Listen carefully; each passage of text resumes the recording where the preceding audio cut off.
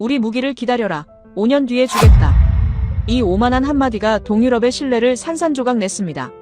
단 2년 만에 탱크 2만 대가 증발한 우크라이나 전쟁. 폴란드는 다음은 우리 차례라는 공포에 휩싸였지만 독일과 프랑스는 이 비극조차 자신들의 질서를 공고히 할 도구로 계산했습니다. 그들은 믿었습니다. 무기가 절실한 동유럽 국가들이 결국 자신들의 손바닥 안에서 움직일 수밖에 없다고 말이죠. 하지만 이 완벽해 보이던 계산은 단 하나의 거대한 변수 앞에서 무너져 내립니다. 70년 동안 전쟁을 준비해온 나라. 바로 대한민국입니다. 왜 동유럽은 국가의 운명을 한국에 걸었을까요? 그 진실을 지금 공개합니다. 어디서 듣고 계신가요? 구독과 좋아요 잊지 마세요. 회의실 문이 열리자마자 클라우스 베르너의 목소리가 들려왔습니다. 독일 방산정책 고문이었던 베르너는 탁자를 내리치며 분노를 표출하고 있었어요. 브뤼셀 나토 본부 회의실은 순식간에 긴장감으로 가득 찼습니다. 프랑스 대표단이 제시한 군사 예산 증액안이 또다시 독일 측의 거센 반발에 부딪힌 순간이었죠. 베르너는 냉전이 끝난 지 30년이 지났는데 왜 여전히 과거의 망령에 사로잡혀 있느냐며 목소리를 높였습니다. 회의실 안의 공기가 무거워지는 걸 느끼면서 저는 노트북 화면만 응시했어요. 안녕하세요. 저는 에드워드 밀러입니다. 영국 출신이고 유럽안보전략연구소에서 선임연구원으로 근무하고 있어요. 지난 15년간 유럽의 안보 정책을 분석하고 보고서를 작성하는 일을 해왔죠. 제 전문 분야는 냉전 이후 유럽 방위산업의 변화였습니다. 그날도 저는 분기별 안보 동향 보고서를 작성하기 위해 브뤼셀에 출장을 온 상태였어요. 회의가 끝나고 복도로 나오자 베르너가 제게 다가왔습니다. 그는 만족스러운 표정으로 오늘 회의 결과가 예상대로였다고 말했어요. 군사비 증액은 또다시 무산되었고 유럽은 평화의 길을 계속 걸어갈 것이라는 확신에 찬 목소리였습니다. 저는 고개를 끄덕이며 동의를 표했죠. 사실 저 역시 그의 의견에 전적으로 공감하고 있었으니까요. 2009년 베를린 장벽 붕괴 이후 유럽은 완전히 새로운 시대로 접어들었습니다. 소련이라는 거대한 위협이 사라지면서 유럽 대륙 전체가 안도의 한숨을 내쉬었어요. 독일은 통일을 이루었고 동유럽 국가들은 차례로 민주주의 체제로 전환했습니다. 나토는 더 이상 군사동맹이 아닌 정치적 협력체로 변모해가고 있었죠.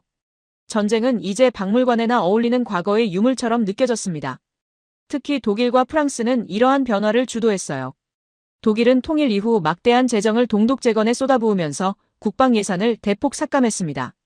프랑스는 유럽연합의 정치적 통합을 강화하는 데 모든 외교적 역량을 집중했죠. 두 나라 모두 군사력보다는 경제력과 외교력으로 평화를 유지할 수 있다는 믿음을 공유하고 있었습니다. 저 역시 그 믿음을 의심하지 않았어요. 연구소로 돌아온 저는 책상 앞에 앉아 지난 20년간의 유럽 방위산업 통계를 다시 살펴봤습니다. 숫자들은 명확한 이야기를 들려주고 있었어요. 독일의 전차 생산량은 냉전 시절의 10분의 1 수준으로 줄어들었습니다. 프랑스의 군수공장 대부분은 민수용 제품을 생산하는 시설로 전환되었죠. 영국도 마찬가지였습니다. 방산 기업들은 정부 발주가 급격히 줄어들자 해외 시장 개척에 나섰지만 성과는 미미했어요. 이런 변화가 잘못된 것이라고 생각하는 사람은 거의 없었습니다. 오히려 대부분의 전문가들은 이를 성숙한 민주주의 국가들의 자연스러운 선택이라고 평가했어요. 전쟁 대신 대화를, 무기 대신 투자를 선택한 현명한 결정이라는 것이었죠. 저도 그렇게 믿었습니다. 유럽은 이제 전쟁이 아닌 외교로 모든 갈등을 해결할 수 있는 단계에 이르렀다고 확신했어요. 런던 사무실 창밖으로 템스강이 보였습니다. 유유히 흐르는 강물처럼 유럽의 평화도 영원히 지속될 것만 같았어요. 저는 커피를 한 모금 마시며 보고서 작성을 이어갔습니다.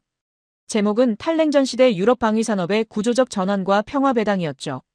평화배당이라는 표현이 마음에 들었습니다. 전쟁에 쓰던 돈을 복지와 교육에 투자할 수 있게 된 것. 그것이야말로 진정한 승리가 아니겠어요. 다음 날 저는 파리로 향했습니다. 프랑스 국방부 산하 연구기관과의 공동 세미나에 참석하기 위해서였어요. 세미나 주제는 유럽의 집단 안보 체계와 미래였습니다. 발표자들은 하나같이 낙관적인 전망을 내놓았죠. 러시아는 이제 경제협력의 파트너일 뿐 군사적 위협이 아니라는 분석이 줄을 이뤘습니다. 저는 발표를 들으며 고개를 끄덕였어요. 모든 것이 논리적이고 합리적으로 들렸습니다. 러시아는 천연가스를 유럽에 수출하며 막대한 수익을 올리고 있었죠. 독일은 러시아산 가스에 대한 의존도를 해마다 높여가고 있었습니다. 경제적 상호 의존이 깊어질수록 전쟁의 가능성은 낮아진다는 것이 우리의 공통된 인식이었어요. 세미나가 끝난 후 리셉션에서 베르너를 다시 만났습니다. 그는 샴페인 잔을 들고 유럽의 미래에 대해 열변을 토했어요. 동유럽 국가들이 나토에 가입하면서 유럽 전체가 하나의 안보 공동체가 되었다고 말했습니다. 이제 유럽에는 적이 없다는 것이었죠. 폴란드도 체코도 발트 국가들도 모두 우리 편이 되었으니 무엇을 두려워하겠느냐고 반문했습니다. 저는 그의 말에 전적으로 동의했어요. 실제로 동유럽 국가들의 나토 가입은 유럽 안보 지형을 완전히 바꿔놓았습니다. 과거 바르샤바 조약기구 회원국이었던 나라들이 이제는 서방 진영의 일원이 되었죠. 이보다 더 확실한 평화의 증거가 어디 있겠어요.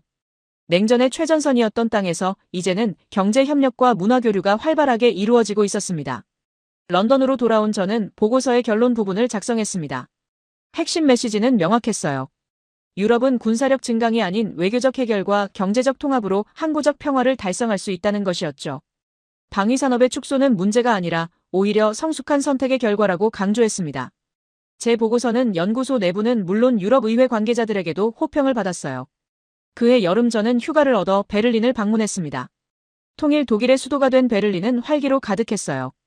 과거 장벽이 있던 자리에는 현대적인 건물들이 들어섰고 젊은이들이 자유롭게 거리를 활보했습니다.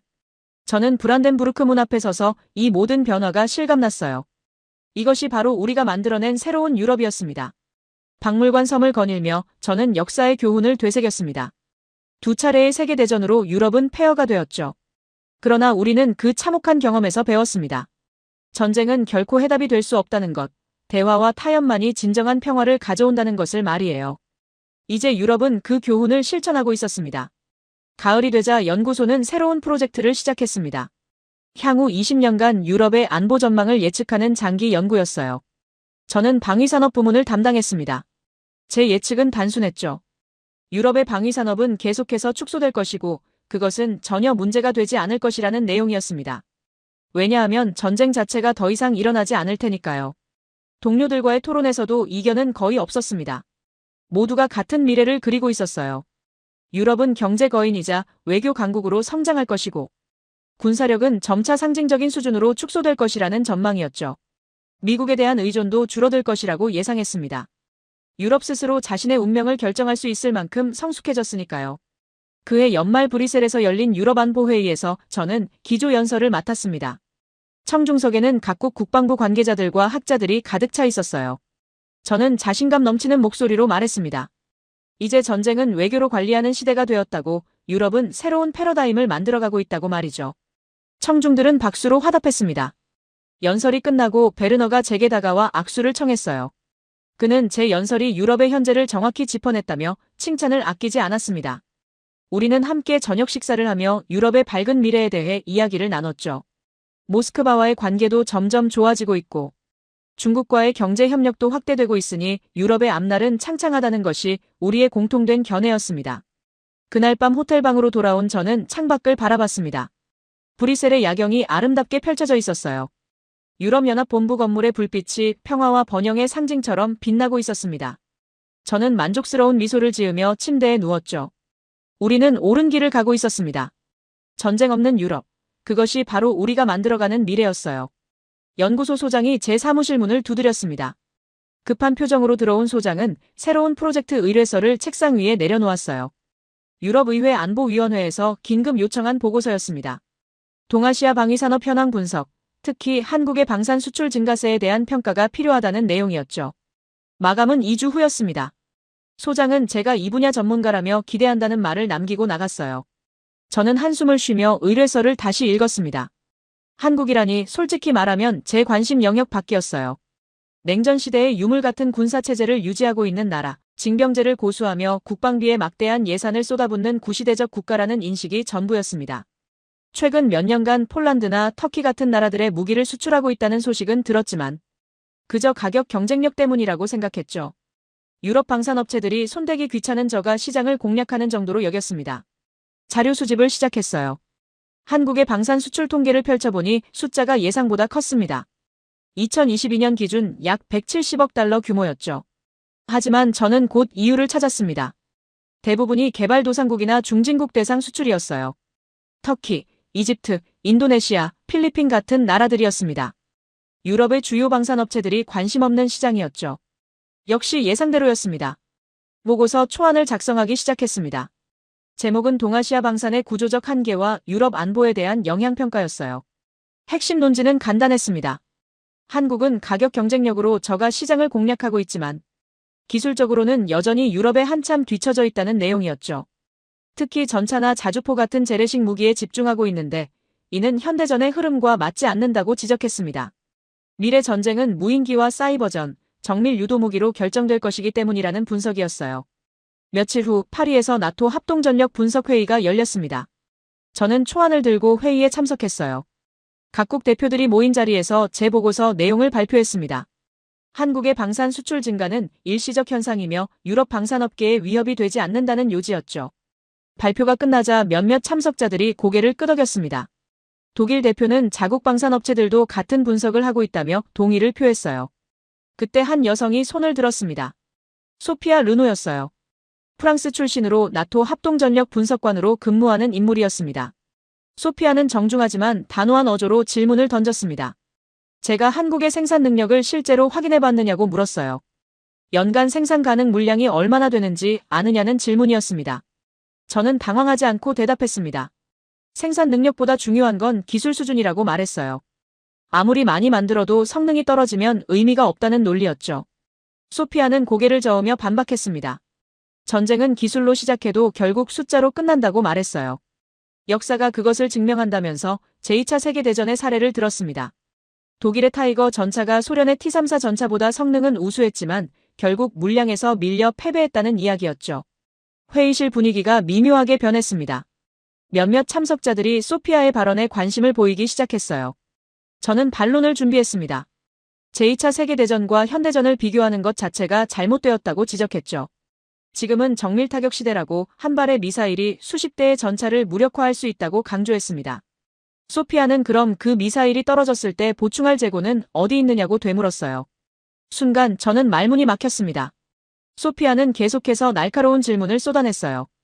유럽의 주요 방산업체들이 연간 생산할 수 있는 전차와 자주포가 몇 대냐고 물었습니다. 탄약 생산량은 얼마나 되느냐고도 했죠. 저는 정확한 숫자를 댈 수 없었습니다. 그런 세부 사항까지 파악할 필요가 없다고 생각했으니까요. 중요한 건 기술력이지 생산량이 아니라고 믿었습니다. 소피아는 자료를 꺼내 보여주었습니다. 한국의 K2 전차 연간 생산 능력은 약 200대였어요. K9 자주포는 300문 이상이었습니다. 반면 독일의 레오파르트 전차는 연간 수십 대 수준이었죠. 프랑스의 상황도 비슷했습니다. 영국은 아예 전차 생산 라인이 멈춘 상태였어요. 숫자가 말해주고 있었습니다. 생산 능력 면에서 한국이 유럽 전체를 압도하고 있다는 사실을 말이에요. 저는 여전히 인정하고 싶지 않았습니다. 생산 능력이 높다고 해서 그게 실제 전장에서 통할 거라고 보장할 수 없다고 반박했어요. 한국군은 실전 경험이 없지 않느냐고 지적했습니다. 유럽 국가들은 아프가니스탄, 이라크, 리비아 등에서 실전을 치렀다고 강조했죠. 그런 경험이 쌓여 만들어진 무기체계와 단순히 공장에서 찍어낸 무기는 다르다는 주장이었습니다. 소피아는 한숨을 쉬었습니다. 그리고 조용히 말했어요. 실전 경험이 중요한 건 맞지만 전쟁이 터졌을 때 가장 필요한 건 당장 쓸 수 있는 무기라고 했습니다. 아무리 좋은 무기라도 없으면 소용없다는 말이었죠. 저는 그녀의 논리가 지나치게 단순하다고 생각했습니다. 전쟁을 물량의 문제로만 환원하는 건 위험한 발상이라고 여겼어요. 회의가 끝나고 복도에서 소피아를 다시 만났습니다. 그녀는 제게 다가와 조언을 건넸어요. 한국을 과소평가하지 말라고, 그들은 우리가 생각하는 것보다 훨씬 더 체계적으로 움직이고 있다고 말했습니다. 저는 듣는 척만 했죠. 속으로는 그녀가 지나치게 걱정하고 있다고 판단했습니다. 한국이 아무리 생산 능력이 좋아봤자 유럽의 기술력을 따라잡기는 어려울 거라고 확신했어요. 런던으로 돌아온 저는 보고서를 수정했습니다.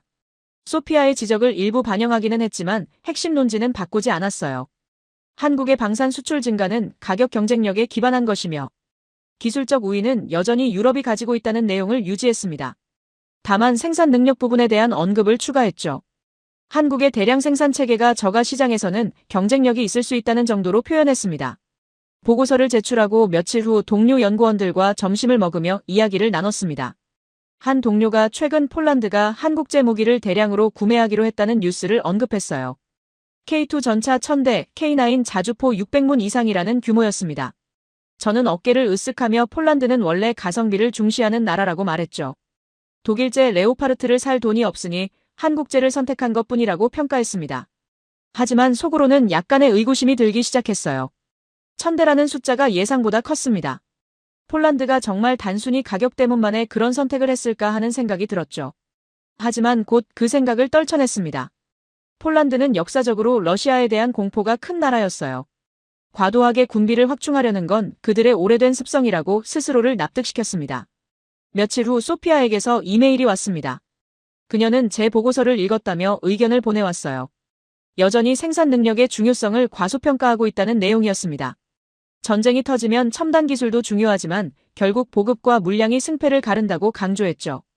특히 장기전이 될 경우 생산 능력이 결정적 변수가 된다는 분석이었습니다. 소피아는 유럽이 지난 30년간 방산 생산 기반을 너무 많이 축소했다고 우려했어요. 저는 정중하게 답장을 보냈습니다. 그녀의 우려를 이해하지만 유럽의 선택은 옳았다고 답했어요. 대규모 재래식 전쟁은 이제 과거의 일이라고, 미래 전쟁은 소수 정예와 첨단 기술로 치러질 것이라고 설명했습니다. 나토의 집단방위 체계가 작동하는 한 유럽에 대규모 전쟁이 일어날 가능성은 거의 없다고도 덧붙였죠. 소피아는 답장을 보내지 않았습니다. 연구소에서는 제 보고서가 호평을 받았습니다. 유럽의회 안보위원회에서도 만족스러운 반응을 보였어요.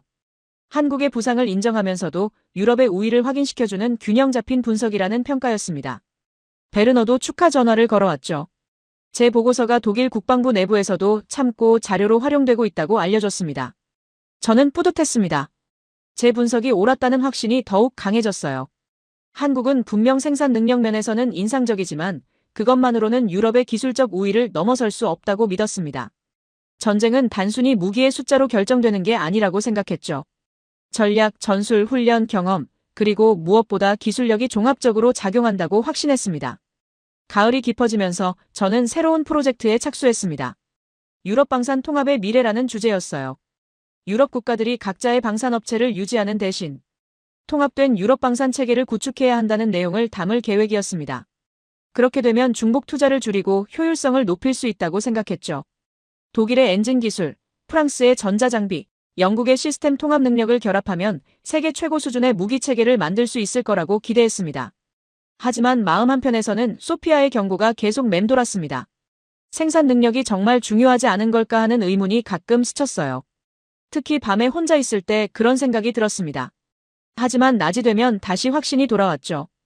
유럽은 옳은 선택을 했고 평화는 계속될 것이라고, 대규모 전쟁 같은 건 이제 영화 속 이야기일 뿐이라고 스스로를 다독였습니다.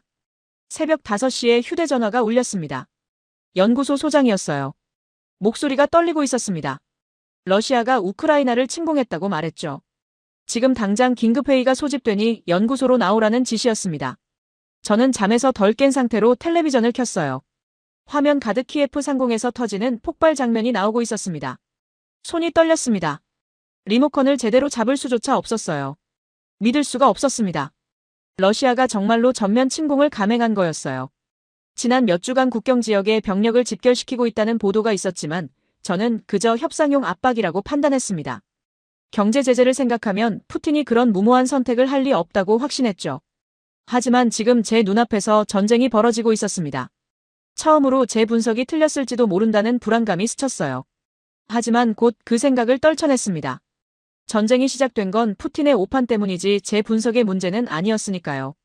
서둘러 옷을 입고 연구소로 향했습니다. 런던 거리는 아직 어두웠지만 곳곳에서 불안한 분위기가 느껴졌어요. 연구소에 도착하자 이미 주요 연구원들이 모여 있었습니다. 얼굴들이 창백했죠. 소장이 상황을 브리핑했습니다. 러시아군은 북쪽, 동쪽, 남쪽에서 동시에 진격하고 있었어요. 키예프를 향한 기갑부대의 행렬이 위성사진에 포착되었습니다. 40km에 달하는 차량 행렬이었죠. 누군가 중얼거렸습니다. 며칠이면 끝나겠다고, 우크라이나는 버틸 수 없을 거라고 말했어요. 저도 그렇게 생각했습니다. 러시아의 군사력은 압도적이었으니까요. 전차만 수천 대, 항공기도 수백 대를 동원할 수 있었습니다. 우크라이나군은 상대적으로 열세였죠. 회의실에서 나오면서 한 동료가 제게 물었습니다. 일주일이면 끝날까요? 아니면 한 달은 걸릴까요? 라고 말이에요. 저는 자신있게 대답했어요. 길어야 한 달이라고, 현대전에서 이런 군사력 차이는 극복하기 어렵다고 말했습니다. 하지만 전쟁은 예상과 달리 흘러갔습니다. 일주일이 지났는데도 키예프는 함락되지 않았어요. 러시아군의 진격이 둔화되기 시작했습니다. 저는 이해할 수 없었죠. 러시아군이 전술을 잘못 선택한 게 분명했습니다. 보급선이 너무 길어졌고 작전 조율이 제대로 안 되고 있었어요. 러시아군의 무능함이 드러나고 있었습니다. 제 분석 자체가 틀린 건 아니었어요. 단지 러시아가 예상보다 형편없이 싸우고 있을 뿐이었죠. 매일 올라오는 보고서를 볼 때마다 숫자들이 놀라웠습니다. 러시아군의 전차 손실이 하루에 수십 대씩 늘어나고 있었어요. 장갑차와 보병 전투 차량도 마찬가지였습니다. 위성사진에는 불타는 전차들이 도로 양옆에 늘어서 있었죠.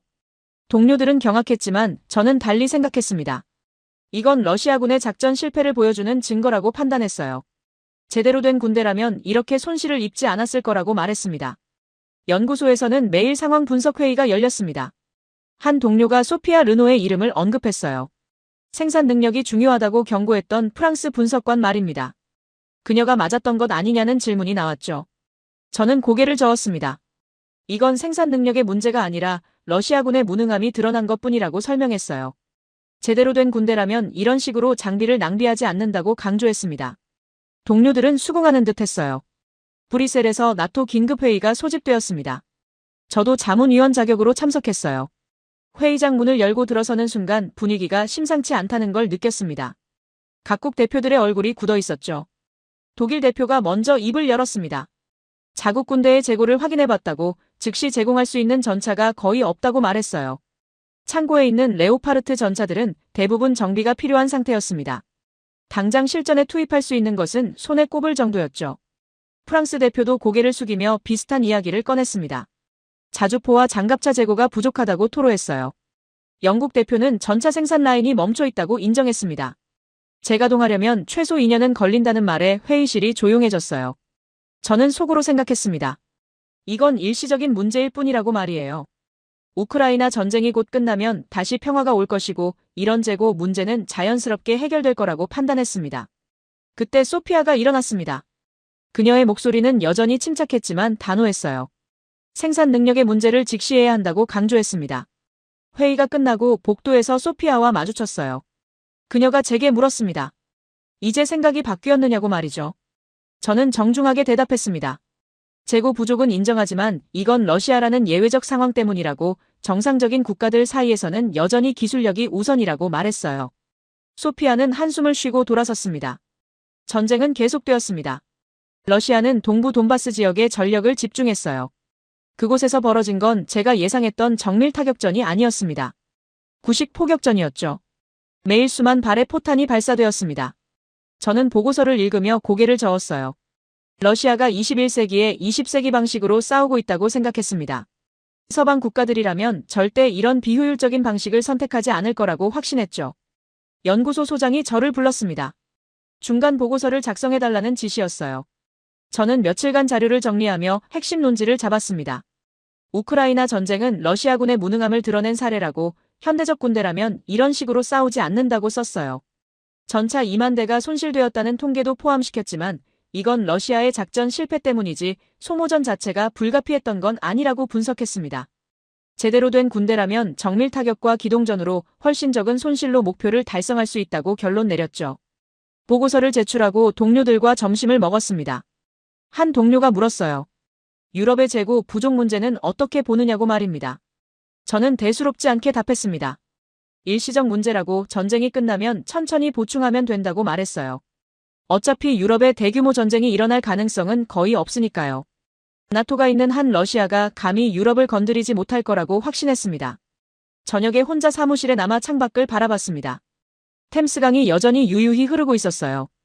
우크라이나에서는 전쟁이 벌어지고 있지만 런던은 평화로웠습니다.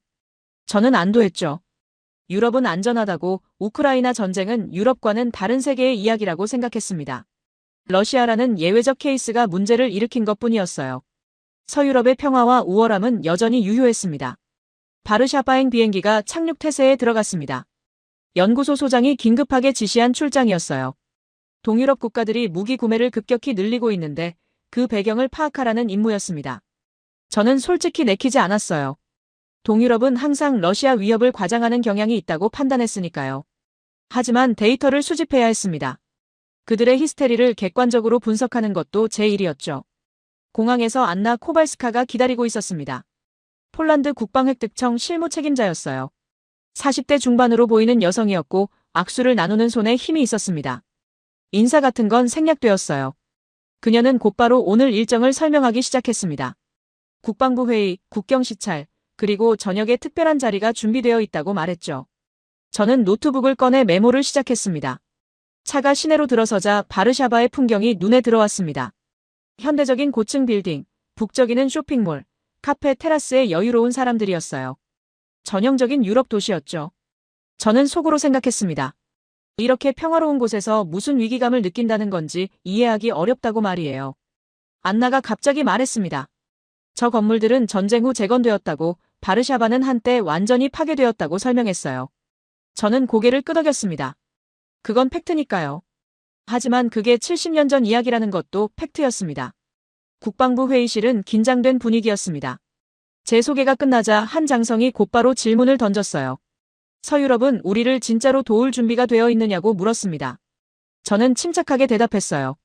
나토 조약 5조 조항은 법적 의무라고, 폴란드가 공격받으면 전 유럽이 대응한다고 말했습니다. 그러자 회의실에서 쓴웃음이 들렸죠. 저는 그 반응을 노트에 기록했습니다. 나토에 대한 신뢰 부족, 정서적 불안정이라고 적었어요. 다른 장성이 지도를 펼쳤습니다. 폴란드와 러시아 국경 사이의 거리를 가리키며 설명하기 시작했어요. 전차 부대가 이동하는데 며칠이면 충분하다고, 나토 증원군이 도착하기 전에 전쟁이 끝날 거라고 말했습니다. 저는 반박했죠. 신속대응군 체계가 있다고, 공중 지원도 즉각 투입된다고 설명했습니다. 하지만 그들은 고개를 저었어요. 저는 그들의 반응을 관찰했습니다. 합리적 분석보다 감정이 앞서고 있었죠. 안나가 차를 몰고 동부 국경으로 향했습니다. 이동하는 내내 저는 노트북으로 오전 회의 내용을 정리했어요. 안나는 침묵했습니다.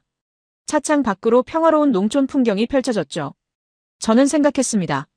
이 평화로운 땅에서 전쟁을 상상한다는 게 얼마나 비현실적인지 말이에요. 국경 초소에 도착했습니다. 한 중령이 우리를 맞이하며 관측소로 안내했어요.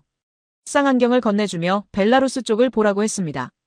저는 렌즈에 눈을 댔어요. 철조망 너머 몇 킬로미터 떨어진 곳에 군사시설이 보였습니다. 전차들이 주둔하고 있었죠. 중령이 설명했습니다. 러시아군 장비라고, 언제든 이쪽으로 넘어올 수 있다고 말했어요. 저는 쌍안경을 내려놓으며 냉정하게 분석했습니다. 저 전차들이 움직이려면 보급선이 필요하고 공중 우세를 확보해야 한다고, 나토의 감시망을 뚫는 건 불가능하다고 설명했어요. 중령은 제 눈을 똑바로 바라봤습니다. 그의 눈빛이 차가웠죠. 그리고 천천히 물었습니다. 독일 젊은이들이 정말 폴란드를 위해 총을 들 거라고 믿느냐고 말입니다. 저는 대답했어요. 그건 믿음의 문제가 아니라 조약의 문제라고 말했습니다. 하지만 중령은 고개를 저었어요. 호텔에 짐을 풀고 저녁 약속 장소로 향했습니다. 안나가 마련한 자리였어요. 작은 레스토랑 개인실에 들어서자 이미 여러 사람들이 모여 있었습니다. 발트 3국, 루마니아, 체코에서 온 국방 관계자들이었죠. 비공식 자리라고 했습니다. 저는 녹음기를 켰어요. 이런 솔직한 대화가 오히려 좋은 데이터가 될 수 있었으니까요. 에스토니아 관계자가 먼저 입을 열었습니다. 목소리가 떨리고 있었어요. 에스토니아 인구는 130만밖에 안 된다고, 러시아가 마음먹으면 하루 만에 점령할 수 있다고 말했습니다. 저는 메모했습니다. 인구 규모에 대한 과도한 불안감이라고 적었죠. 리투아니아 관계자가 이어서 수발키 회랑을 언급했어요. 100km도 안 되는 좁은 통로라고, 러시아가 차단하면 발트 3국이 고립된다고 설명했습니다. 루마니아 관계자는 몰도바 루트를 걱정했습니다. 우크라이나가 무너지면 도미노처럼 자신들도 위험하다고 말했어요. 저는 그들의 이야기를 들으며 관찰했습니다. 이건 군사전략 논의가 아니었어요. 집단 패닉에 가까웠습니다. 합리적 계산이 아니라 감정적 반응이었죠. 저는 계속 메모했습니다. 이 데이터는 보고서에 유용할 거였어요. 안나가 테이블에 손을 짚으며 일어났습니다. 그녀의 목소리가 떨렸어요. 우크라이나 부차에서 벌어진 일을 보라고, 민간인 학살과 고문을 생각해보라고 말했습니다. 그리고 외쳤죠. 저것이 우리의 미래가 될 수 있다고, 우크라이나 다음은 우리 차례라고 말했습니다. 그녀의 눈에 눈물이 맺혀 있었어요. 저는 냉정하게 그녀를 바라봤습니다. 그녀의 눈물보다 제 앞의 데이터가 더 중요했으니까요. 저는 침착하게 입을 열었습니다. 안나, 당신들의 트라우마는 이해합니다만 감정은 전략을 가릴 뿐이라고 말했어요. 폴란드는 나토의 보호를 받는 회원국이고 러시아는 자멸하지 않는 한 우리를 공격하지 못한다고 설명했습니다. 그리고 덧붙였죠. 당신들이 지금 보여주는 건 안보 위기가 아니라 역사적 결핍에서 오는 히스테리에 가깝다고 말했습니다. 회식 자리가 차갑게 식었습니다. 중령의 눈빛은 살기등등해졌고 안나는 입을 굳게 다물었어요. 저는 개의치 않았습니다. 제 역할은 그들을 위로하는 게 아니라 사실을 분석하는 거였으니까요. 몇 분간 침묵이 흐른 후 사람들이 하나둘 자리를 떠나기 시작했습니다. 저는 노트북을 정리하며 오늘 수집한 데이터를 확인했어요. 호텔로 돌아온 저는 곧장 책상 앞에 앉았습니다. 오늘 들은 이야기들을 현상별로 분류하기 시작했어요. 국경 위협 인식, 나토 신뢰도 결여, 과거 트라우마의 영향 같은 항목들이었습니다. 그들에게는 절박한 공포겠지만 제 보고서에는 동유럽의 정치적 불안 요인이라는 짧은 주석으로 정리될 뿐이었어요. 키보드를 두드리며 결론을 작성했습니다. 동유럽은 지금 이성적인 안보 판단 능력을 상실했다고 적었어요. 이 과도한 공포를 이용해 유럽 방산 시장의 질서를 재편할 필요가 있다고 썼습니다. 그들의 불안은 진짜였지만 그것은 합리적 계산이 아니라 과거에서 벗어나지 못한 약소국들의 패닉일 뿐이었죠. 창밖으로 바르샤바의 야경이 보였습니다. 평화로운 불빛들이 도시를 밝히고 있었어요. 저들은 저 빛이 내일 꺼질까 전전긍긍하지만 저는 알고 있었습니다. 이 평화의 열쇠는 저들이 아니라 우리 런던과 베를린과 파리가 쥐고 있다는 것을 말이에요. 나토의 전략을 결정하는 건 동유럽이 아니라 서유럽이었습니다. 저는 만족스러운 미소를 지으며 보고서를 저장했어요. 내일 아침 런던으로 돌아가면 이 데이터를 바탕으로 제대로 된 분석을 완성할 수 있을 거였습니다. 런던 히드로 공항에 도착하자마자 연구소로 직행했습니다. 소장이 긴급회의를 소집했다는 연락을 받았어요. 바르샤바에서 수집한 데이터가 벌써 베를린과 파리에 공유되었다고 했습니다. 회의실에 들어서니 베르너가 벌써 와 있었어요. 그는 제 보고서를 출력해서 손에 들고 있었습니다. 만족스러운 표정이었죠. 베르너가 먼저 입을 열었습니다. 밀러, 자네 보고서가 정확하다고 말했어요. 동유럽의 패닉 상태를 잘 분석했다고 칭찬했습니다. 저는 고개를 끄덕였죠. 감사합니다만 이건 단순한 관찰 결과일 뿐이라고 대답했습니다. 베르너는 웃었어요. 그리고 말했습니다. 이제 우리가 할 일은 이 패닉을 어떻게 활용할 것인가라고 말했죠. 회의가 시작되었습니다. 프랑스 국방부에서 온 고위 관계자가 화상으로 참여했어요. 독일 연방군 전략연구소 소장도 연결되어 있었습니다. 소장이 제게 바르샤바 출장 내용을 간략히 브리핑하라고 지시했어요. 저는 준비한 슬라이드를 띄웠습니다. 폴란드와 발트 국가들의 과도한 위협인식, 나토에 대한 불신, 역사적 트라우마의 영향 같은 내용들이었죠. 프랑스 관계자가 질문했습니다. 그들이 정말로 대안을 찾을 수 있다고 생각하느냐고 물었어요. 저는 단호하게 대답했습니다. 불가능하다고 말했죠. 동유럽 국가들이 자체적으로 방산 능력을 갖추는 건 최소 10년 이상 걸린다고 설명했습니다. 기술도 없고 산업 기반도 없다고 덧붙였어요. 결국 그들은 우리에게 돌아올 수밖에 없다고 결론 내렸습니다. 베르너가 박수를 쳤습니다. 정확하다고 말했어요. 그리고 덧붙였죠. 이제 우리가 해야 할 일은 그들의 불안을 관리하는 것이라고 말했습니다. 공포는 인정하되 선택지는 우리가 제시하는 거라고 설명했어요. 독일의 레오파르트, 프랑스의 르클레르, 영국의 챌린저 같은 검증된 무기 체계만이 진정한 해답이라고 강조했습니다. 저는 한 가지를 추가했습니다. 동유럽이 서두르고 있다는 점도 우리에게 유리하다고 말했어요. 급하게 구매하려는 쪽이 협상에서 불리하다고 설명했습니다. 우리는 천천히 조건을 제시하면 된다고 덧붙였죠. 어차피 그들에게는 다른 선택지가 없으니까요. 회의실에서 동의의 목소리가 나왔습니다. 독일 소장이 화면에서 말했습니다. 생산 일정 문제를 어떻게 보느냐고 물었어요. 유럽 방산업체들의 생산 능력이 제한적이라는 점 말입니다. 저는 대답했죠. 오히려 그게 우리의 장점이라고 말했습니다. 공급이 제한적일수록 가격을 높게 받을 수 있다고 설명했어요. 동유럽은 급하니까 프리미엄을 지불할 것이라고 분석했습니다. 베르너가 끼어들었습니다. 우크라이나 전쟁이 사실 우리에게 기회라고 말했어요. 동유럽의 불안이 최고조에 달한 지금이야말로 장기 계약을 맺을 최적의 시기라고 강조했습니다. 10년, 20년짜리 방산 계약을 체결하면 동유럽 시장을 완전히 장악할 수 있다고 설명했죠. 저는 고개를 끄덕였습니다. 논리적이었어요. 프랑스 관계자가 우려를 표명했습니다. 혹시 동유럽이 미국 쪽으로 기울면 어떻게 하느냐고 물었어요. 저는 웃었습니다. 미국은 태평양에 집중하고 있다고 대답했죠. 중국이 미국의 최우선 순위라고 설명했습니다. 유럽 방산 시장에 미국이 깊이 개입할 여력이 없다고 분석했어요. 그리고 덧붙였습니다. 설령 미국제 무기를 산다 해도 정비와 부품은 결국 유럽에 의존할 수밖에 없다고 말했죠. 회의가 끝난 후 베르너와 단둘이 남았습니다. 그는 창밖을 바라보며 말했어요. 동유럽은 우리가 만든 시스템 안에서만 움직일 수 있다고 말했습니다. 나토도 우리가 주도하고 유럽연합도 우리가 이끈다고 강조했죠. 그들이 아무리 발버둥 쳐도 결국 우리 손바닥 아니라고 덧붙였습니다. 저는 동의했어요. 그게 현실이었으니까요. 며칠 후 브뤼셀에서 비공식 만찬이 열렸습니다. 유럽 주요국 방산 정책 담당자들이 모이는 자리였어요. 저도 초대받았습니다. 레스토랑 개인실에 들어서자 익숙한 얼굴들이 보였죠. 독일, 프랑스, 이탈리아, 스페인에서 온 관계자들이었습니다. 영국 국방부 차관도 와 있었어요. 식사가 시작되자 자연스럽게 이야기가 흘러갔습니다. 한 프랑스 관계자가 폴란드의 무기 구매 계획을 언급했어요. 규모가 상당하다고 말했습니다. 독일 관계자가 웃으며 대답했죠. 규모보다 중요한 건 그들이 누구에게 살 수밖에 없느냐는 거라고 말했습니다. 테이블에서 웃음이 터졌어요. 이탈리아 대표가 물었습니다. 동유럽이 자체 생산을 시도하면 어떻게 하느냐고 말이에요. 베르너가 포크를 내려놓으며 대답했습니다. 불가능하다고 단언했죠. 현대 무기 체계는 수십 년간 축적된 기술이 필요하다고 설명했습니다. 동유럽이 그걸 따라잡으려면 천문학적 투자와 시간이 필요하다고 강조했어요. 그 사이에 러시아 위협은 계속되니 결국 우리에게 올 수밖에 없다고 덧붙였습니다. 저는 한 가지를 추가했습니다. 설령 그들이 시도한다 해도 우리가 핵심 부품 공급을 통제하면 된다고 말했어요. 엔진, 전자장비, 정밀 유도 시스템 같은 핵심 기술은 여전히 우리가 쥐고 있다고 설명했습니다. 영국 차관이 고개를 끄덕였어요. 바로 그거라고 말했습니다. 스페인 관계자가 조심스럽게 물었습니다. 하지만 우크라이나 전쟁을 보면 생산 속도가 중요하지 않느냐고 말이에요. 동유럽이 그 점을 문제 삼으면 어떻게 하냐고 물었습니다. 베르너가 와인 잔을 들며 대답했죠. 그래서 우리가 생산 라인을 점진적으로 확대하고 있지 않느냐고 반문했습니다. 천천히 하는 게 중요하다고 덧붙였어요.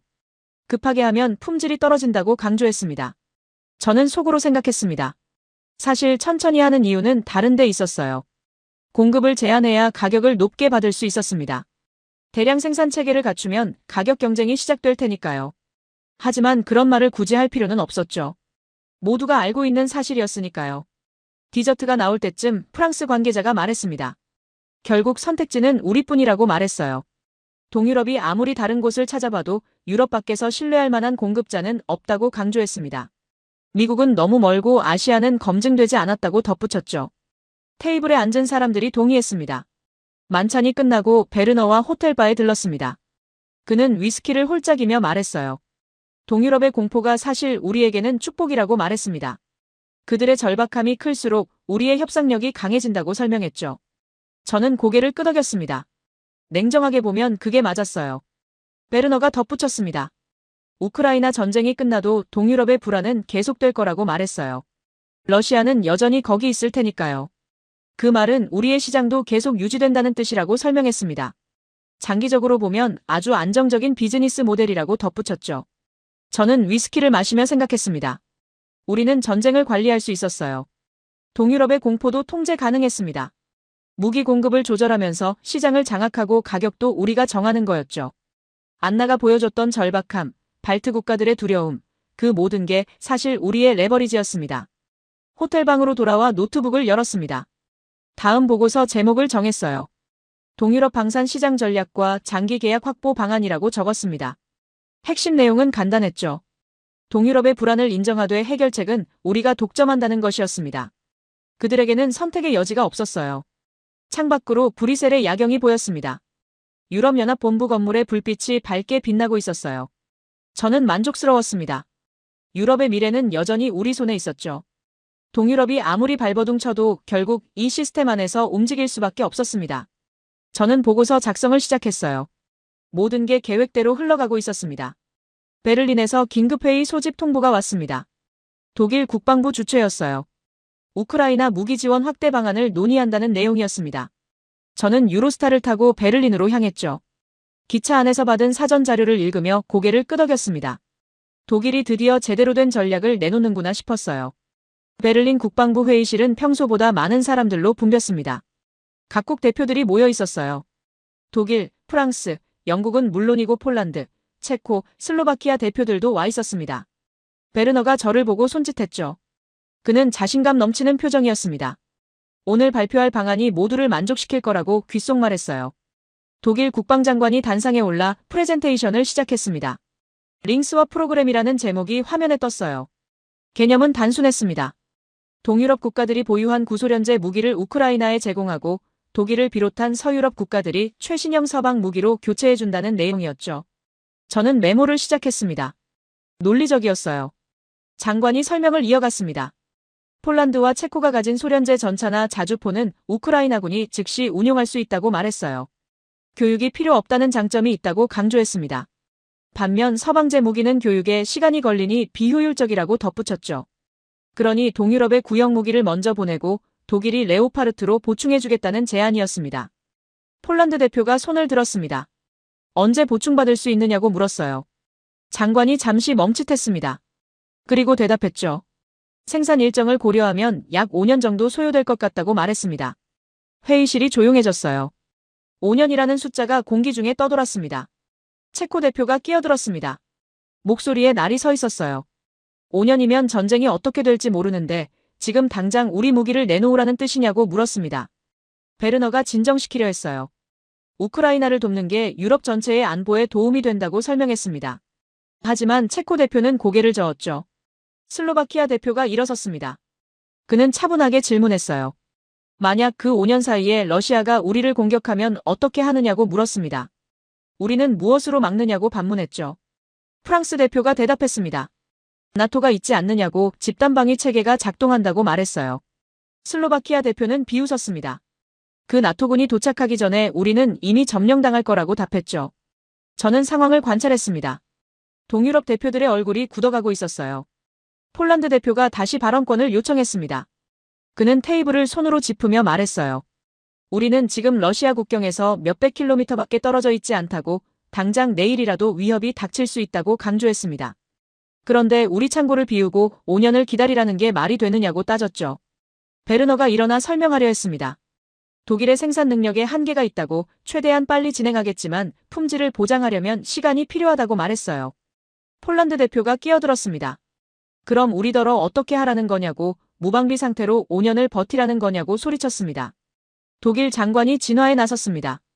일부는 먼저 제공할 수 있다고 양보했어요. 하지만 전량을 즉시 보충하기는 어렵다고 말했습니다. 폴란드 대표가 물었죠. 일부가 얼마냐고 우리가 내놓는 게 200대인데 먼저 받는 건 몇 대냐고 따졌습니다. 장관이 머뭇거렸어요. 약 30대 정도라고 대답했습니다. 회의실이 술렁거렸습니다. 체코 대표가 자리에서 일어났어요. 이건 스왑이 아니라 약탈이라고 말했습니다. 우리 창고를 비우고 나중에 보충하겠다는 약속만 받으라는 거냐고 따졌죠. 베르너가 반박했습니다. 약탈이라니 그게 무슨 말이냐고 우리는 유럽의 연대를 이야기하는 거라고 항변했어요. 슬로바키아 대표가 조용히 말했습니다. 연대라는 이름으로 우리를 무장해제하려는 거 아니냐고 물었어요. 우크라이나는 독도에 정작 우리는 버려지는 거 아니냐고 반문했습니다. 영국 대표가 개입하려 했어요. 과장된 표현이라고 나토가 보호한다고 말했습니다. 하지만 동유럽 대표들은 이미 믿지 않고 있었죠. 폴란드 대표가 마지막으로 질문했습니다. 만약 우리가 거부하면 어떻게 되느냐고 물었어요.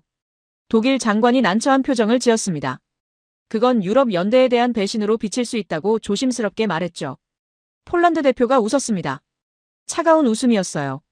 배신은 누가 하는 건지 모르겠다고 말했습니다. 휴식 시간이 선언되었습니다. 복도에서 동유럽 대표들이 모여 격렬하게 토론하고 있었어요. 저는 베르너 옆에 섰습니다. 그는 짜증스러운 표정이었죠. 저들이 왜 저렇게 이기적으로 구느냐고 투덜거렸습니다. 우크라이나를 돕는 게 결국 자신들을 돕는 건데 이해를 못한다고 한탄했어요. 저는 조용히 관찰했습니다. 동유럽 대표들의 얼굴에 분노와 배신감이 뒤섞여 있었어요. 그들은 속삭이며 무언가를 논의하고 있었습니다. 저는 메모장에 적었죠. 링스왑에 대한 저항이 예상보다 강하다고 이들이 대안을 찾으려 할 가능성이 있다고 기록했습니다. 회의가 재개되었습니다. 폴란드 대표가 공식 입장을 발표했어요. 제안을 검토하겠지만 즉답은 어렵다고 말했습니다.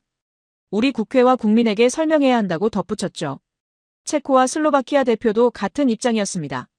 독일 장관은 아쉬워했지만 이해한다고 말했어요. 회의가 끝나고 저는 베르너와 카페에 앉았습니다. 그는 여전히 이해할 수 없다는 표정이었어요. 우크라이나가 버텨줘야 동유럽도 안전한데 왜 협조하지 않느냐고 투덜거렸습니다. 저는 커피를 마시며 생각했죠. 그들의 반응이 지나친 건 아닐까 하고 말이에요. 5년이 길긴 하지만 어차피 러시아가 나토 회원국을 공격할 가능성은 낮으니까요. 하지만 동유럽 대표들의 눈빛이 계속 떠올랐습니다. 분노와 배신감, 그리고 무엇보다 절박함이었어요. 저는 노트북을 열어 메모를 정리했습니다. 링스왑 제안은 논리적이었지만 동유럽의 심리를 고려하지 못했다고 적었죠. 그들은 지금 당장의 안전을 원하는데 우리는 5년 후를 약속했다고 분석했습니다. 베르너가 물었습니다. 저들이 결국 받아들일 거라고 보느냐고 말이에요. 저는 고개를 끄덕였습니다. 어차피 선택지가 없다고 대답했죠. 동유럽이 아무리 화를 내도 결국 우리 시스템 안에서 움직일 수밖에 없다고 말했습니다. 베르너는 안심한 듯 웃었어요. 역시 그렇다고 동의했습니다. 베를린 거리를 걸으며 호텔로 돌아갔습니다. 저녁 하늘이 어두워지고 있었어요. 저는 오늘 회의를 복귀했습니다. 링스왑은 합리적인 제안이었어요. 우크라이나도 돕고 동유럽도 결국 더 나은 무기를 받게 되니까요. 시간이 걸리는 건 어쩔 수 없는 현실이었죠. 하지만 폴란드 대표의 마지막 말이 귀에 맴돌았습니다. 배신은 누가 하는 건지 모르겠다는 그 말이었어요. 저는 고개를 저었습니다. 감정적 반응일 뿐이라고 스스로를 납득시켰죠. 냉정하게 보면 우리 제안이 최선이었으니까요. 런던 사무실로 긴급 이메일이 도착했습니다. 폴란드 국방획득청 발표문이었어요. 제목을 보는 순간 저는 커피잔을 내려놓았습니다. 폴란드, 한국과 전차 1000대 규모 계약 체결이라고 적혀 있었죠. 저는 숫자를 다시 확인했습니다. 1000대가 맞았어요. K2 전차 1000대, K9 자주포 600문이었습니다. 소장이 제 사무실로 들어왔습니다. 표정이 심각했어요. 이게 무슨 일이냐고 물었습니다. 저는 모니터를 돌려 보여줬죠. 소장이 숫자를 보더니 한숨을 쉬었어요. 이건 예상 못한 변수라고 중얼거렸습니다. 저는 고개를 끄덕였지만 속으로는 당황스러웠어요. 1000대라는 규모가 너무 컸습니다. 베르너에게 전화를 걸었습니다. 그는 이미 소식을 들었다고 말했어요. 목소리에 짜증이 묻어났습니다. 폴란드가 감정적으로 행동하고 있다고 투덜거렸죠. 한국제 무기 같은 걸 산다는 게 말이 되느냐고 반문했습니다. 저는 대답하지 않았어요. 사실 저도 이해가 안 됐으니까요. 오후에 긴급 화상회의가 소집되었습니다. 유럽 주요국 방산 담당자들이 모두 접속했어요. 화면에는 긴장한 얼굴들이 가득했습니다. 독일 대표가 먼저 입을 열었죠. 이건 일시적 현상일 뿐이라고 말했습니다.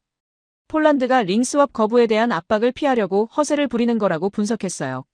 프랑스 대표가 반박했습니다. 계약서에 이미 서명이 들어갔다고 지적했어요. 단순한 허세가 아니라 실제 계약이라고 강조했습니다. 회의실이 조용해졌죠. 저는 자료를 찾아봤습니다. 계약 조건이 눈에 들어왔어요. 1년 내 납품 시작, 3년 내 완료였습니다. 영국 대표가 물었습니다. 한국이 그 물량을 정말 생산할 수 있느냐고 말이에요. 저는 예전에 작성했던 한국방산 보고서를 다시 열었습니다. 생산 능력 부분을 확인했죠. 연간 200대 이상 생산 가능하다고 적혀 있었어요. 숫자상으로는 가능했습니다. 저는 입을 다물었어요. 베르너가 화면에서 말했습니다. 품질이 문제라고 지적했어요. 한국제 무기는 검증되지 않았다고 강조했습니다. 실전 경험도 없고 유럽 표준에도 맞지 않는다고 덧붙였죠. 하지만 독일 국방부 분석관이 자료를 제시했습니다. 한국제 무기의 성능평가 결과였어요. 레오파르트와 비교해도 뒤지지 않는다는 내용이었습니다. 회의가 끝나고 저는 자리에 앉아 생각했습니다. 한국이라는 변수를 과소평가했던 게 아닐까 하는 의구심이 들었어요. 하지만 곧 고개를 저었습니다.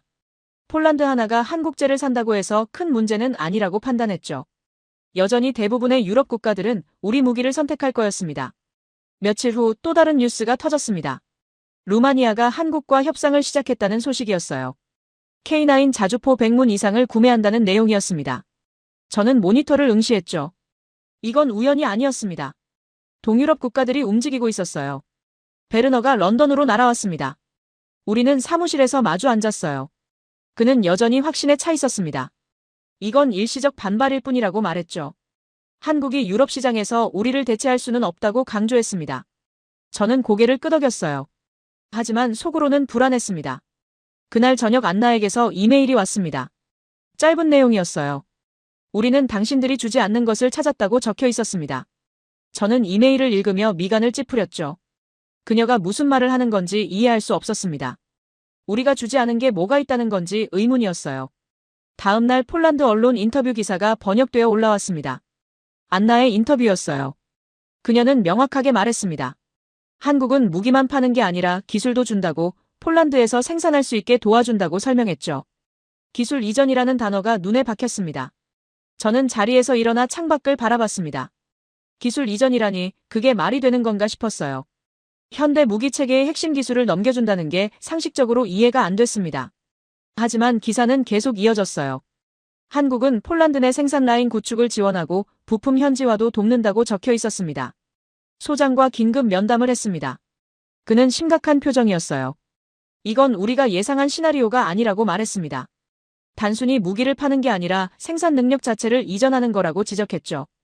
그 말은 동유럽이 우리에게 영구적으로 의존하지 않아도 된다는 뜻이었습니다. 저는 반박하려 했습니다. 하지만 기술 이전이 완료되려면 최소 10년은 걸린다고 말했어요. 그 사이에 우리가 대응할 시간은 충분하다고 주장했습니다. 소장은 고개를 저었어요. 문제는 시간이 아니라 심리라고 말했습니다. 동유럽이 이제 다른 선택지가 있다는 걸 알게 됐다고 지적했죠. 브뤼셀에서 또다시 회의가 열렸습니다. 이번에는 분위기가 달랐어요. 모두가 긴장하고 있었습니다. 베르너가 발언했죠. 한국의 움직임을 차단해야 한다고 주장했습니다. 유럽연합 차원에서 압력을 넣어야 한다고 말했어요. 하지만 프랑스 대표가 반문했습니다. 무슨 명분으로 압력을 넣느냐고 물었죠. 영국 대표가 조심스럽게 말했습니다. 사실 한국제 무기가 성능면에서 문제가 있는 건 아니라고 인정했어요. 가격도 경쟁력이 있고 납기도 빠르다고 덧붙였습니다. 그 말에 회의실이 침묵에 빠졌죠. 우리가 우위를 잃고 있다는 걸 모두가 느끼고 있었습니다. 회의가 끝나고 저는 호텔방으로 돌아왔습니다. 노트북을 열어 데이터를 다시 검토했어요. 한국의 생산 능력, 기술 수준, 가격 경쟁력을 재평가했습니다. 숫자들이 제 예상과 달랐어요. 저는 2년 전 보고서를 작성할 때 한국을 과소평가했습니다. 구식 군사국가라고 판단했죠. 하지만 지금 보니 달랐어요. 특히 기술 이전 부분이 충격적이었습니다. 서유럽은 절대 그런 선택을 하지 않았어요. 핵심 기술은 우리가 독점해야 시장을 통제할 수 있었으니까요. 그런데 한국은 그 룰을 따르지 않았습니다. 완전히 다른 게임을 하고 있었어요. 창밖으로 브뤼셀의 야경이 보였습니다. 유럽연합본부 건물이 여전히 빛나고 있었어요. 저는 스스로에게 물었습니다. 우리가 정말 동유럽을 잃을 수도 있는 건가 하고 말이죠. 하지만 곧 고개를 저었습니다. 아니라고, 이건 일시적 혼란일 뿐이라고 스스로를 다독였어요. 한국이 아무리 공격적으로 나와도 유럽 시장을 완전히 장악할 수는 없을 거였습니다. 나토 표준도 있고 정비체계도 우리가 쥐고 있었죠. 기술 이전이 완료되려면 수년이 걸릴 테고 그 사이에 우리가 대응할 방법은 얼마든지 있었습니다. 저는 보고서를 작성하기 시작했어요. 한국 변수에 대한 대응 방안이라는 제목을 붙였습니다. 하지만 키보드를 두드리는 손이 평소보다 무거웠습니다. 안나의 이메일이 계속 떠올랐어요. 우리는 당신들이 주지 않는 것을 찾았다는 그 문장이었습니다. 저는 문득 깨달았죠. 동유럽이 원했던 건 단순히 무기가 아니었습니다. 차립이었어요. 그리고 한국은 바로 그걸 제안하고 있었습니다. 해시태그 8장. 사이다 결말. 6개월이 흘렀습니다. 제 책상 위에는 각국에서 날아온 보고서들이 쌓여 있었어요. 폴란드 K2 전차 첫 인도 완료, 루마니아 K9 자주포 배치 시작, 에스토니아 한국제 자주포 도입 결정이라는 제목들이었습니다. 저는 한 장 한 장 넘기며 읽었죠. 숫자들이 현실을 말해주고 있었습니다. 연구소 소장이 제 사무실 문을 두드렸습니다. 최종 보고서를 작성해달라는 지시였어요. 유럽 방산 시장의 구조 변화와 전략적 대응이라는 제목으로 말이죠. 저는 고개를 끄덕였습니다. 사실 지난 몇 달간 이 보고서를 어떻게 써야 할지 고민하고 있었어요. 제 예측이 완전히 틀렸다는 걸 인정해야 했으니까요. 노트북을 열고 첫 문장을 입력했습니다. 우리는 판단을 잘못했다고 적었어요. 손가락이 키보드 위에서 잠시 멈췄습니다. 이 한 문장이 얼마나 무거운지 느껴졌죠. 지난 20년간 제가 쌓아온 분석과 확신이 무너지는 순간이었습니다. 베르너에게서 전화가 왔습니다. 그는 여전히 인정하고 싶지 않아 했어요. 한국이 일시적으로 성공한 것뿐이라고 주장했습니다. 장기적으로 보면 우리가 여전히 우위라고 강변했죠. 저는 대답하지 않았습니다. 대신 최근 통계를 이메일로 보냈어요. 동유럽 신규 방산 계약의 60%가 한국으로 향하고 있다는 자료였습니다. 며칠 후 브뤼셀에서 마지막 회의가 열렸습니다. 유럽 방산업계 주요 인사들이 모두 모였어요. 분위기는 침울했습니다. 독일 대표가 먼저 현황을 보고했죠. 레오파르트 수주가 급감했다고 인정했습니다. 프랑스도 마찬가지였어요. 동유럽 시장에서 밀려나고 있다고 인정했습니다. 영국 대표가 질문했습니다. 도대체 뭐가 문제였냐고 물었어요. 저는 손을 들었습니다. 허락을 받고 일어섰죠. 모든 시선이 제게 쏠렸습니다. 저는 천천히 말하기 시작했어요. 우리는 근본적으로 잘못 생각했다고 말했습니다. 프레젠테이션을 시작했습니다. 첫 슬라이드에는 한국의 제안 방식이 정리되어 있었어요. 즉시 납기, 대량 생산, 기술 이전, 현지 생산 지원이라는 4가지 키워드였습니다. 저는 하나씩 설명했죠. 우리가 주지 않았던 것들이라고 강조했습니다. 베르너가 끼어들었습니다. 기술 이전은 자충수라고 주장했어요. 결국 경쟁자를 키우는 거라고 말했습니다. 저는 고개를 저었어요.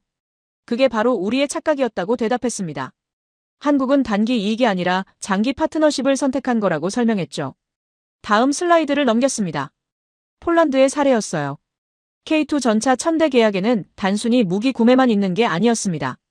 폴란드 내 생산 라인 구축, 부품 현지화, 기술자, 교육 프로그램이 모두 포함되어 있었어요. 폴란드는 단순히 무기를 산 게 아니라 방산 산업 자체를 키우고 있었습니다. 저는 계속 설명했습니다. 한국의 전략은 우리와 완전히 달랐다고 말했어요. 우리는 동유럽을 영구적 고객으로 만들려 했습니다. 의존성을 유지하는 게 목표였죠. 하지만 한국은 그들을 파트너로 만들었습니다. 자립할 수 있게 도와준 거예요. 프랑스 대표가 반문했습니다. 그게 왜 문제냐고 물었어요. 결국 동유럽이 자립하면 더 이상 우리 무기를 사지 않을 거라고 지적했습니다. 저는 바로 그게 핵심이라고 대답했죠. 동유럽은 애초에 우리의 영구적 의존을 원하지 않았다고 설명했습니다. 다음 슬라이드에는 안나와의 마지막 통화 내용이 정리되어 있었습니다. 저는 일주일 전 그녀에게 전화를 걸었어요. 왜 한국을 선택했느냐고 물었습니다. 안나의 대답은 명확했죠. 서유럽은 우리를 통제하려 했지만 한국은 우리를 믿어줬다고 말했습니다. 회의실이 조용해졌습니다. 저는 마지막 슬라이드를 띄웠어요. 결론이었습니다. 한국은 무기를 판 게 아니라고 적혀 있었습니다. 우리가 독점하던 방식 자체를 무너뜨렸다고 설명했죠. 동유럽은 더 이상 우리의 관리 대상이 아니라고 결론 내렸습니다. 베르너가 자리에서 일어났습니다. 받아들일 수 없다고 소리쳤어요. 한국이 뭐가 대단하다고 이렇게 패배주의적으로 결론 내리느냐고 따졌습니다. 저는 침착하게 대답했죠. 패배주의가 아니라 현실 인정이라고 말했습니다. 독일 대표가 조용히 물었습니다. 그럼 우리는 어떻게 해야 하느냐고 말이에요. 저는 솔직하게 답했습니다. 모르겠다고 하지만 지금까지처럼 할 수는 없다고 말했어요. 우리의 비즈니스 모델 자체가 무너졌다고 인정했습니다. 회의가 끝나고 저는 혼자 회의실에 남았습니다. 창밖으로 불이 셀 거리가 보였어요. 유럽연합본부 건물이 여전히 서 있었지만 이제 그 의미가 달라 보였습니다. 우리가 만든 질서, 우리가 통제하던 시스템이 흔들리고 있었어요. 런던으로 돌아오는 기차 안에서 노트북을 열었습니다. 최종 보고서를 완성해야 했어요. 저는 집중해서 타이핑을 시작했습니다. 6개월 전만 해도 쓸 수 없었던 문장들이 흘러나왔죠.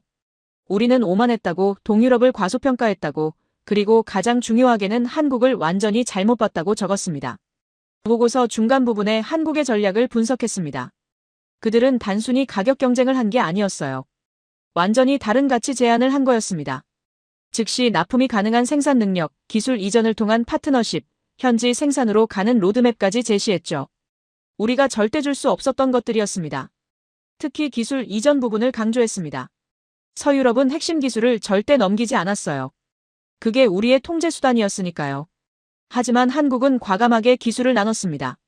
단기적으로는 손해처럼 보였지만 장기적으로는 신뢰를 얻었어요. 동유럽이 진정 원했던 건 바로 그 신뢰였습니다. 보고서를 쓰면서 저는 2년 전 제가 작성했던 한국 평가를 다시 떠올렸습니다. 구식 군사국가, 가격 경쟁력만 있는 저가 공급자라고 평가했었죠. 얼마나 틀렸는지 이제야 알겠습니다. 한국은 우리보다 한 수 위의 게임을 하고 있었어요. 결론 부분을 작성했습니다. 유럽 방산 시장은 영구적으로 변했다고 적었어요. 동유럽은 이제 선택권을 가지게 됐고 서유럽의 독점은 깨졌다고 명시했습니다. 그리고 마지막 문장을 썼죠. 한국은 단순히 시장 점유율을 높인 게 아니라 게임의 룰 자체를 바꿨다고 결론 내렸습니다. 보고서를 저장하고 이메일로 소장에게 보냈습니다. 회신이 금방 왔어요. 잘 썼다고, 이게 우리가 직면한 현실이라고 답장이 왔습니다. 저는 노트북을 덮었죠. 창밖으로 런던 풍경이 스쳐 지나갔습니다. 사무실에 도착해 책상 앞에 앉았습니다. 서랍에서 2년 전 제가 쓴 보고서를 꺼냈어요. 한국 방산의 구조적 한계라는 제목이었습니다. 그때 저는 얼마나 확신에 차 있었는지 기억났죠. 한국은 위협이 되지 않는다고, 유럽의 기술력을 따라올 수 없다고 단언했었습니다. 저는 그 보고서를 찢어 휴지통에 버렸습니다. 의미 없는 제스처였지만 상징적이었어요. 제 오만함을 버리는 행동이었습니다. 그리고 새로운 보고서를 프린트했죠. 한국이 바꾼 유럽 방산 시장이라는 제목이었습니다. 소피아에게서 이메일이 왔습니다. 제 최종 보고서를 읽었다는 내용이었어요. 마침내 인정했다는 짧은 메시지였습니다. 저는 답장을 썼죠. 늦었지만 이제라도 배웠다고, 당신 말이 옳았다고 인정했습니다. 창밖으로 템스강이 보였습니다. 강물은 여전히 유유히 흐르고 있었어요. 하지만 유럽 방산 시장의 흐름은 완전히 바뀌었습니다. 동유럽은 한국을 선택했고 서유럽은 독점을 잃었죠. 그리고 그 모든 변화의 중심에 우리가 무시했던 한국이 있었습니다. 저는 마지막으로 노트에 한 줄을 적었습니다. 동유럽은 한국을 선택한 게 아니다. 서유럽을 포기한 것이다 라고 썼어요. 이게 진실이었습니다. 우리가 그들을 배신했고 한국이 대안을 제시했을 뿐이었죠. 승자와 패자가 명확한 게임이었습니다.